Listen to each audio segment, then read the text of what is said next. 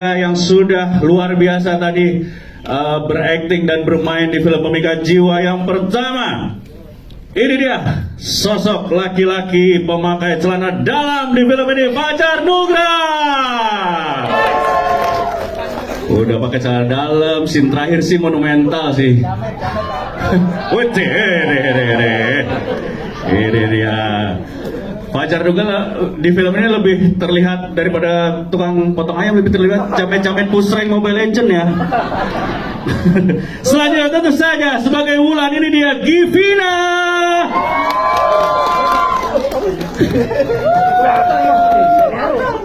Yeay. Selanjutnya sebagai Damar, ini dia taruna polisi kita. Halo Dek. Erdin Endriana. Udah. Lama dibahas dulu kondisi. Yoi, ini. Selanjutnya sebagai Ibu Tantri, Adelia Rasya.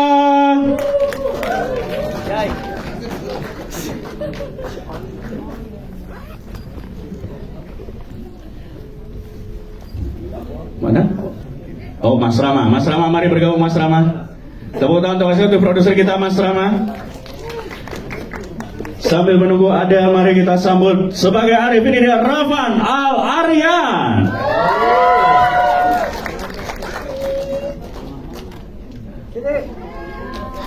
Hai.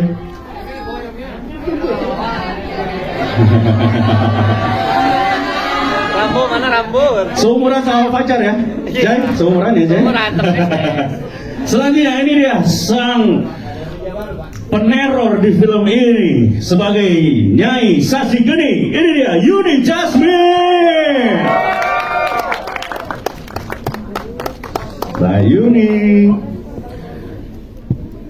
Tepuk tangan dong teman-teman. Selanjutnya sebagai ini dia yang Adel sudah hadir kembali bergabung, Adelia Rasya, ini dia Bu Tantri. Dan ini dia sebagai solusi di film masalah ini. Ini dia sebagai Ki Jagat Muhammad Nur Komarudin.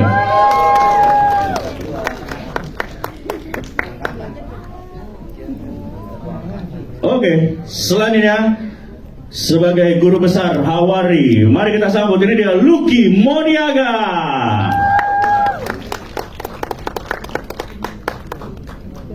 Yoi, wis. Kayak salah kotak ya. Selanjutnya sebagai Haryo, ini dia Iskat Hivano. Oh, tidak hadir? Oke. Sebagai Rana, ini dia Runi Rudianti.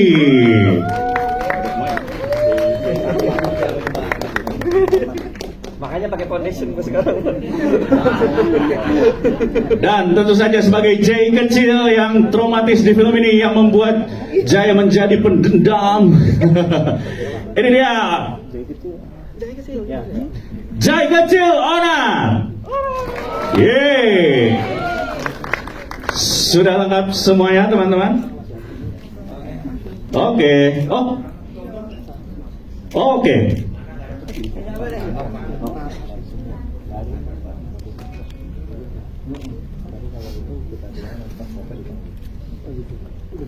Oke, sudah hadir semua. Buat tepuk tangan teman-teman untuk filmmaker Pemikat Jiwa. Ini karya terbaru dari Makara Production. Luar biasa. Saya akan nanti ada sesi tanya jawab ya teman-teman. Siapkan pertanyaannya. Yang pertama saya mau ngobrol sama Mas Dom dulu dong sebagai director terbaik. Mic-nya ada, sorry teman-teman. Iya. Mas Dom, ini wah luar biasa, filmnya keren sekali Mas Dom. Kalau boleh diceritain Mas, ini kan dunia pelet ini kan sangat dekat ya Mas ya dari kita warga Indonesia nih Mas. Ya kan? Nah pertanyaannya adalah gimana sih cara ngangkat hal yang sebenarnya sudah menempel di masyarakat, tapi biar ada unsur kejutan atau tetap freshnya itu gimana Mas? Kalau dari sini sih kita formulakan justru protagonisnya atau jagoannya tuh justru pelaku peletnya. Biasanya kan kalau yang sudah dia kategorikan dia sebagai antagonis atau enggak penjahatnya kan. Nah kita bikinnya ini dia jadi jagoannya. Oh, agak unik nih ya. Apa karena Mas pelaku, Mas? Enggak, bercanda. Tapi ini kan Mas Dom ini adalah debut feature film di bioskop ya, Mas ya. Gimana nih so far bekerja sama dengan Makara Production? Challenge-nya kah atau ada Sama Makara nggak tahu ya, saya ngerasa energinya bagus banget sih, jadi semuanya flowy aja gitu. Ya. Kita nggak ada apa namanya gesek-gesekan atau segala macam, nggak ada. Kita benar-benar energinya bagus lah. Dan saya bersyukur banget bisa. Vibe-nya oke banget ya. Saya bersyukur bisa ketemu mereka. Nice, terima kasih Mas Dom. Boleh tepuk tangan untuk Mas Dom teman-teman. Sekarang kita ke yang empunya cerita nih, Mas. Halo. Ini dia Mas. Mas Agung, Mas Dugro panggilnya? Dugro. Mas Dugro. Mas, saya mau nanya Mas. Ini fiktif apa nyata nih Mas? Kalau itu sih dari awal katanya benar-benar kan ada. Nah ini sebenarnya ini fiktif atau emang kisah nyata Mas? Ini cerita tahun 2008. 2008 Ya, Mas. gitu. Jadi kalau di keluarga bapak saya masih melakukan tradisi giawen kan, gitu. Jadi sempat ada korbannya, ya si Wulan itu korbannya yang memang apa namanya jadi korban peletnya. Dan J itu memang saya juga kenal orangnya. Karena kan orang ini, jadi memang dulu kita tuh di pasar gitu kan. Bapak itu kerja di pasar, tapi di dalam rumah itu dia bisa nyembuhin orang-orang. Dia punya gift, dan kata bapak adalah kalau pingin menggunakan gift itu yaitu untuk menolong orang, bukan untuk membuat jadi uang. Iya. Uang itu bekerja di pasar ya, saat. Oh iya. Gitu. Nah pas lagi apa namanya lagi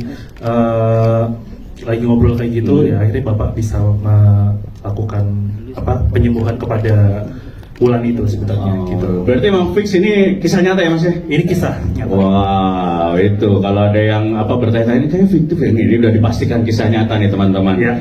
Makanya filmnya gokil banget sih, secara cerita memang benar-benar kayaknya runut dan relate banget gitu tadi, filmnya luar biasa. Tepuk tangan untuk Mas Nugroho.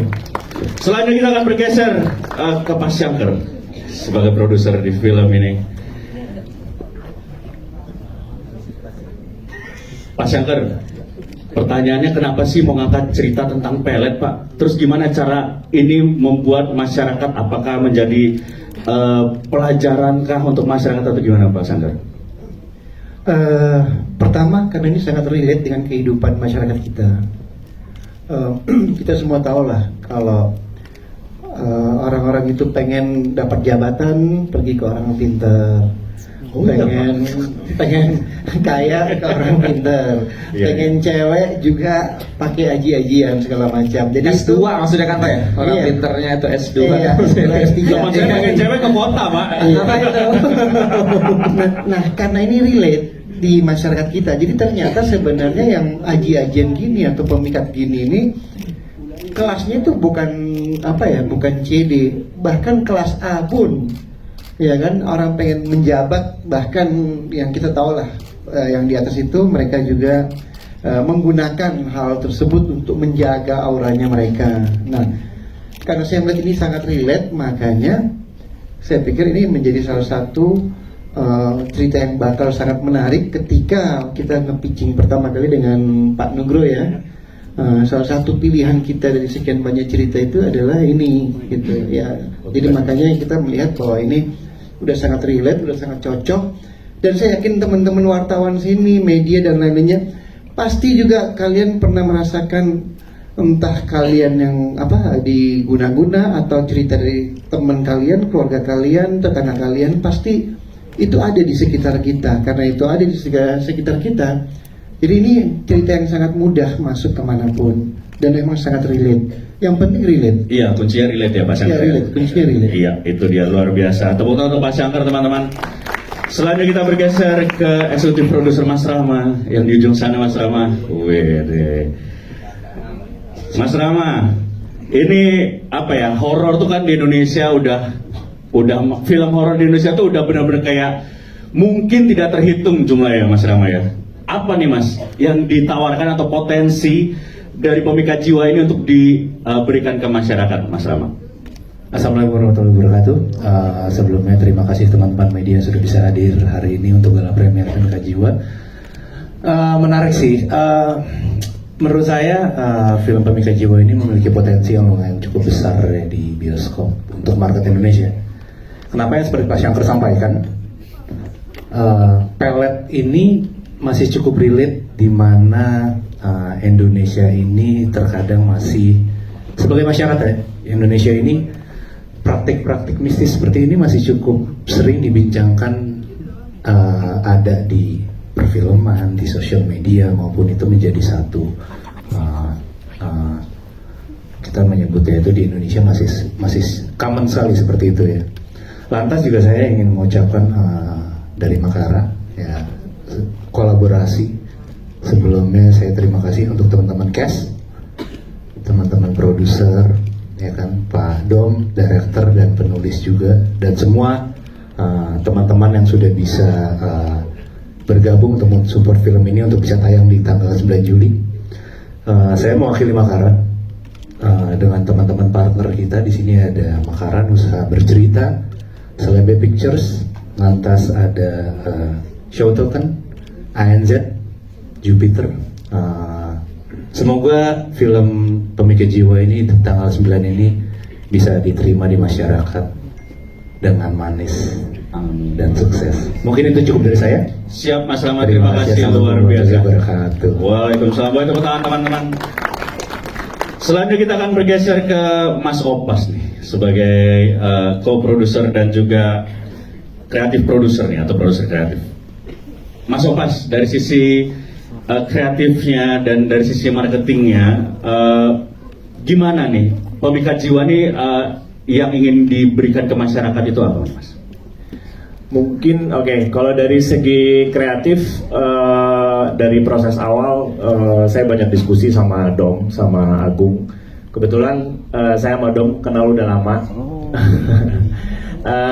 Dulu sering project bareng di iklan, cuman habis itu Dom ini juga udah beberapa ada seri-seri OTT yang lumayan viral. Terus kita ngobrol, ada satu cerita nih mungkin cocok gitu. Nah cuman tema pelet betul sudah banyak, tapi gimana kita kemasannya dibikin kekinian ya gitu. Dari segi cerita, mungkin dari teman-teman tadi juga perhatiin ada beberapa treatment kamera, ada beberapa, kalau teman-teman nyadar juga lagunya juga bervariasi. Tadi ada kita bikin lagu pasar, lagu jedang jedung, ada juga lagu-lagu yang emang sedikit melambai kayak gitu-gitu. Jadi memang mungkin pelet sudah lama, tapi kemasannya kita coba bikin modern sih, kurang lebih seperti itu. Yes, dan itu tadi sih tergambar banget pas kita tonton sih Mas. Makanya ini, wah gokil sih ini touch-nya nih. Mudah-mudahan di 9 Juli nanti masyarakat Indonesia bisa merasakan bagaimana pemikat film bisa memikat semuanya ya.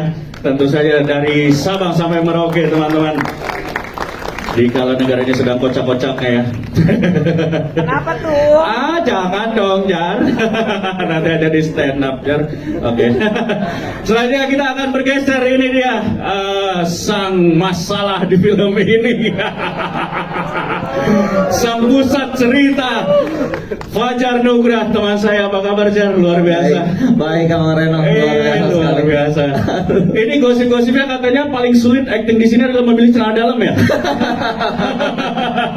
Jujur iya, karena Pak Dom minta celana dalam yang rada nyeleneh gimana? Ada lah Calvin Klein, coba Calvin Klein kata dia. Calvin Klein. Ada kliennya, bayangin. Bajakan itu ya. Jujur aja pas pakai acting rada gatel. Itu lebih kan gak dicuci Mas, bukan palsu. Oh iya ya. Iya, bukan Pantesan kalau gitu.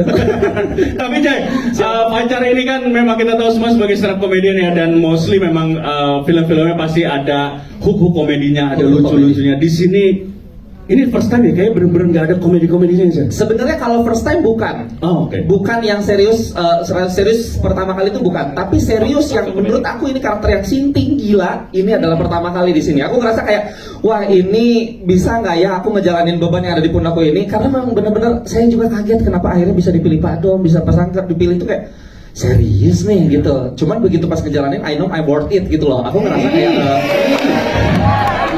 canda. Maro, nggak usah terlalu di zoom Maro.